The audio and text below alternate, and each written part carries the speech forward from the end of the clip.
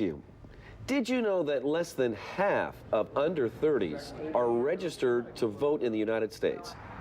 With a big voting day next week, what does it take to get young people to the polls? What drives them away? This morning, we're talking to psychologist Dr. Wes Crenshaw with how parents and adults can encourage kids to get interested in politics, to vote. This needs to start from day one. Can you imagine down the road if we only have a fraction of the people in our country voting? That's not good for anybody. Well, and the really weird part is, you know, we're getting on in years and our future is a little shorter. And for the kids, this is their whole life ahead of them, and they haven't quite made that connection yet that the choices they're going to have to live with down the road are the ones they're voting on now. But why do you think young voters are less likely to vote? There's a couple of reasons. Developmentally, appropriately, teens and young adults are more focused on their own lives and their own interests, and that makes perfect sense. But I think they also feel very disenfranchised. I talk to kids all the time.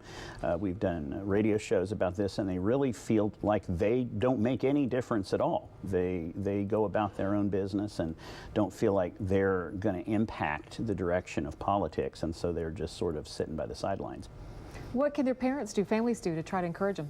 Well, I know what I have done and recommend to families is from when they're very little, take them to the polls with you if you're going to do early voting or if you really make a big celebration of the voting day itself. I have a picture of my son. I was trying to find a show and I couldn't dig it up. He's sitting right by the ballot box at the courthouse putting the ballot in for me. And that leaves you a picture, a physical picture of doing something that you can go back to and remind them, hey, look, that was your first time voting, sort of. But I think every time they're involved in that process and you talk to them about it, it's important. And I think we get scared to talk about politics because it's gotten so divisive in our country. But having a sensible, rational conversation about politics with kids is, I think, a really important civics lesson.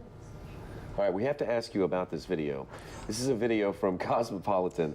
We want you to take a look at this and tell us what you think. Your vote is your voice. National Voters Registration Day. We signed up, now we both feel great because your vote is your voice.